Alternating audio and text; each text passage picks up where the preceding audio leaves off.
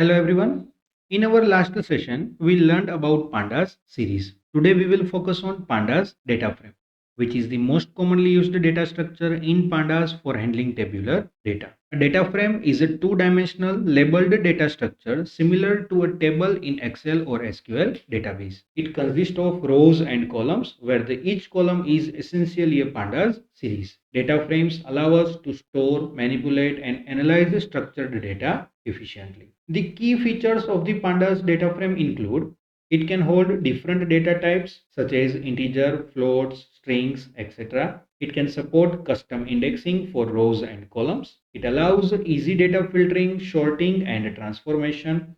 And it works well with large data sets and integrates with databases, CSV, Excel, and more. Now let's explore different ways to create Pandas data frame. To understand that, let us go to the VS Code. So the first way is to create a data frame from a Python dictionary, and it is best for small data sets where data is naturally structured as a key value pairs. So here you can see that the data is having the key name, age and department, and it is having the values in the array format. So the key is having the string data type, whereas the value is of list type. So the names stored are Alice, Bob and Charlie. Their age are 25, 30 and 35, and their departments are mechanical, electrical and civil. So all these data stored as a dictionary format. Now to create a data frame, we will type pd.dataframe and within its argument we will pass the dictionary. We may print the data frame using the print function and we will pass our variable. Here keep in mind that the keys of the dictionary become column names and the values become rows of the data frame. As we understood in the concept of series, the default labels are provided that are starting from the 0, 1 and onwards. Same way in the data frame also, the default index labels are provided and that will start from 0, 1, 2 onwards. We can also add the custom label, and for that we may type df dot index equal to, now we can define the index label that we want to provide.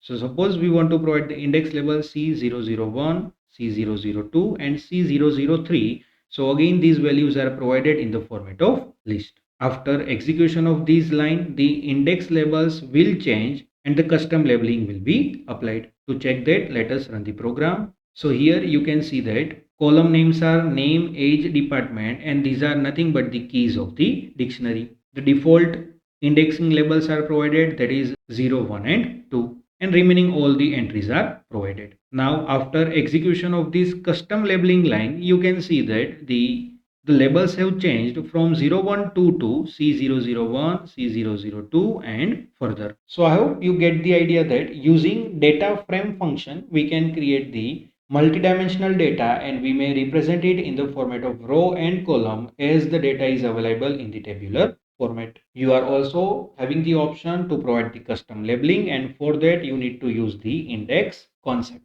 Now here you can see that we have provided the some default data available within dictionary and that dictionary is converted to the data frame.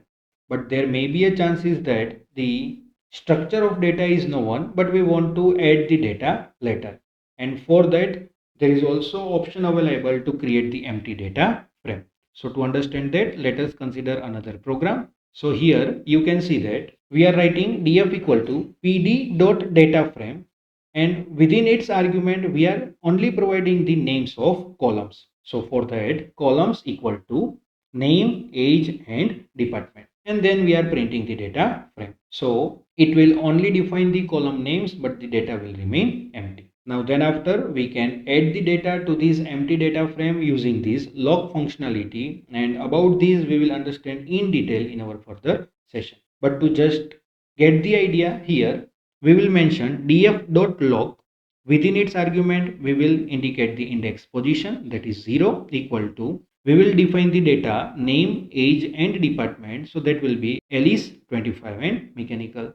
Same way for the index position 1, further data is provided, and then finally we are printing the data frame. To check that, let us run the program. So here first you can see that the columns are defined but the index values are empty. Now after adding the data at the index position 0 and 1, name, age and department values are added. So you may use this concept also whenever you are having the structure of the data, but you want to add the data later based on the requirements. Now let us see how a data frame can be useful in mechanical engineering context. And for that, consider this example. So suppose we are analyzing the mechanical properties of different materials used in the engineering design. And for that, all the properties of different materials are listed in the format of dictionary.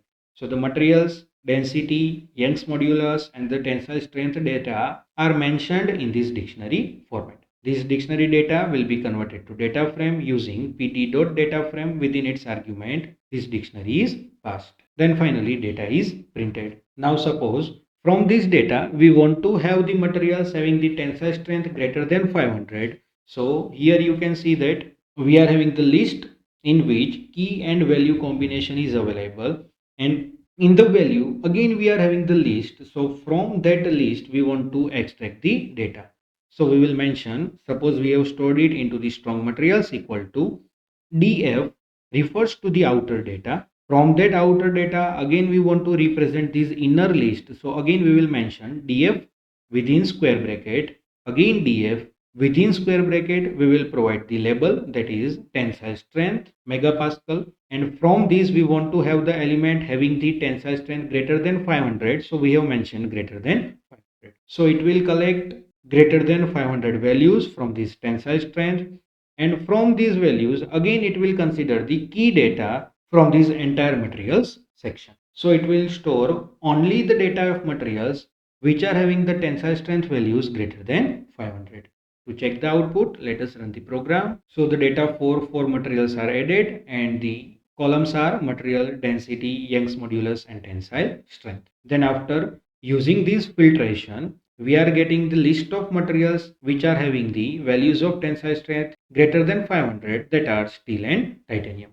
So engineer can compare material properties before selecting them for structural application. These filtering materials based on criteria is also helpful to filter the data. So today we explored the Pandas data frame, its structure, how to create it, and its practical applications in mechanical engineering. In our next session, we will dive into data frame operations. Here some key points that you need to keep in mind are: Pandas DataFrame is a 2D labeled data structure for handling structured data. It can be created using dictionaries, lists, files, or empty structures. Data frames are useful in engineering, data science, and real world applications. And mechanical engineers can use them to store and analyze material properties also. So, thank you for joining today's session. Keep practicing and see you soon in the next session.